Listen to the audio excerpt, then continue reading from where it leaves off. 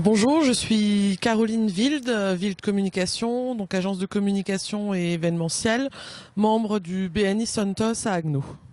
J'organise maintenant depuis 5 ans un festival du mariage alternatif. Le mariage alternatif, c'est quoi? Donc c'est une alternative au mariage traditionnel. Donc je propose un festival interactif et éco-responsable. Recrute autour de moi des prestataires qui ont la même éthique, la même morale que moi et qui proposent aux exposants donc des produits de qualité, essentiellement Made in Alsace, uniquement des artisans, autour d'un festival interactif. Donc contrairement au salon du mariage traditionnel où les stands s'alignent les uns après les autres, on va retrouver des univers inspirants où les prestataires se mélangent pour montrer aux futurs mariés ce que pourrait être leur mariage. On va retrouver les prestataires qu'on retrouve sur des salons traditionnels avec quelques spécificités. Donc des traiteurs qui fonctionnent en bio et en circuit court, des créateurs de robes de mariée, donc pas des boutiques, des fleuristes, des décorateurs, des créateurs d'alliances. On va également avoir une officiante de cérémonie chamanique. Après tout ce qui est vin, boissons, décoration, tenue du marié, donc vraiment un peu tous les professionnels du mariage. J'essaye toujours de recruter un peu au sein des BNI parce que pour moi c'est un gage de qualité de faire partie d'un BNI. L'organisation du Wild Wedding Festival, j'ai fait appel à plusieurs de mes co-membres BNI.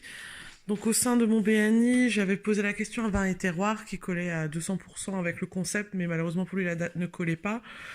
Par contre, j'ai fait appel à JCCom, donc qui m'a mis à disposition son logiciel à ce ticket pour la billetterie du festival. J'avais également Pure etc. qui est un traiteur dans un BNI de Strasbourg. Il y avait Wildwoods, mon mari, qui fait tout ce qui est location de mobilier événementiel en bois brut, qui est au BNI de Reichshofen.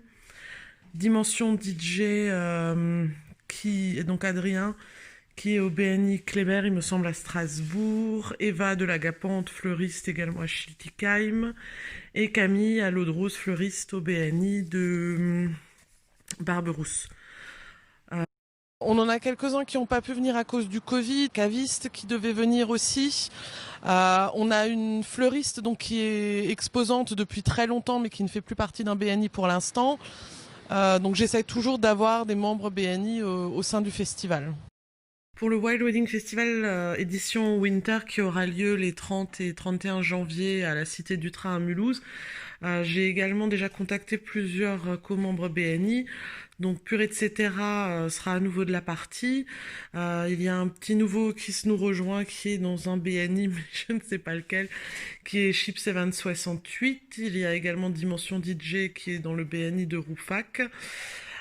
Et à nouveau Wildwoods pour la location de mobilier événementiel. À ce jour, je n'ai pas encore de caviste bio, si jamais je lance un appel. Après, je suis toujours à la recherche d'activités un peu originales, comme la location de jeux en bois, par exemple, ou une scénographie événementielle un peu particulière. En gros, tous ceux qui ont une plus-value, une originalité dans l'esprit du festival. Made in Alsace, éco-responsable et locavore.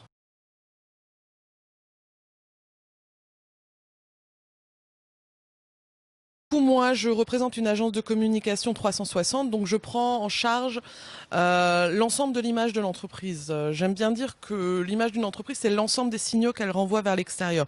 Ça va bien sûr être le logo, les cartes de visite, le site, mais également l'accueil lorsqu'on arrive dans l'entreprise, l'ensemble des communications qui sont mises en place donc sur les réseaux sociaux, et j'affectionne particulièrement l'événementiel. Pour moi, chaque événement dans l'entreprise mérite un mini-événement. Que ça soit un lancement de produit, l'embauche d'une personne, tout est bon pour communiquer. Après, la spécificité de mon agence, c'est que je me positionne en communication responsable. Durant ces dernières décennies, c'est vrai que le métier de la publicité et de la communication souffre un peu d'une image négative due aux publicités des années 80 et 90. Et donc c'est un peu de redorer cette image et de montrer qu'il y a une autre façon de communiquer avec des valeurs, avec une éthique qui ne pousse pas forcément à la surconsommation et qui véhicule des valeurs et que les valeurs de l'entreprise soient en adéquation avec la valeur des clients qu'on cible. Donc j'avoue que lorsque le confinement est tombé, ça a été le gros coup de massue très rapidement. Les clients que j'avais en régulier Donc c'est des clients en fait où on a une formule mensuelle où je facture donc tous les mois un certain quota d'heures. On demandait à suspendre leur compte. Je l'ai fait sans aucun problème. Donc pendant quelques semaines, c'est vrai que ça a été très difficile. Par contre, par la suite, ça a été plus une aubaine. Ils sont revenus en disant voilà, c'est le moment qu'on prenne vraiment du temps pour revoir notre site internet, pour revoir notre storytelling, revoir nos offres et mettre en place un plan marketing, ce qu'on n'a jamais le temps de faire d'habitude, parce que c'est la denrée la plus rare quand on est chef d'entreprise, c'est le temps. On s'est approché de moi il y a très longtemps, hein, ça doit remonter à 3-4 ans. Mais sur le coup, je voyais pas l'intérêt de ce concept. Donc pendant longtemps, en fait, je faisais un peu le mort par rapport au BNI. À force d'en entendre parler, je me suis dit qu'il y a peut-être quand même un intérêt à rentrer dans un BNI. Mais en tant qu'agence de communication, les places sont chères. Donc j'ai tenté de rentrer dans quelques groupes, mais malheureusement les postes étaient pris en communication. Donc j'ai sauté sur l'occasion dès que le BNI Santos a ouvert à Agnou. Au niveau du business, c'est changé, donc là, il n'y a pas photo. Donc le BNI m'a énormément aidé, surtout que je suis quelqu'un qui n'aime pas faire de prospection. Donc du coup, là, c'était vraiment une plus-value de faire partie du BNI. Après, au-delà de ça, c'est vraiment le rapport humain. On se sent moins seul. Moi, je suis indépendante, donc je travaille toute seule toute la semaine. Et c'est vrai que de se retrouver, on a un peu cette ambiance d'être avec des collègues en même temps qui partagent les mêmes angoisses. Problème aujourd'hui, d'autant plus avec le Covid, on se sent moins seul parce qu'on peut échanger avec d'autres chefs d'entreprise sur les problématiques qu'ils rencontrent. Le lancement. Je trouve que c'était vraiment formidable. Il y avait une énergie qui se dégageait de cet événement. On avait l'impression de faire partie d'une grande famille. Et c'est vrai que le lancement du BNI Santos, il y a un peu plus d'un an, était vraiment le point culminant de l'expérience BNI, qui sortait un peu du cadre strict BNI. On l'a fait dans une boîte de nuit. La bienveillance. Pour moi, c'est une des valeurs les plus importantes au sein du groupe, c'est vraiment la bienveillance. Donc là, j'ai un tout nouveau bébé qui est en préparation depuis 2 ans maintenant. En fait, j'ai voulu transposer tout l'ADN que j'ai mis dans le mariage, donc pour mon festival du mariage, à l'ensemble des métiers.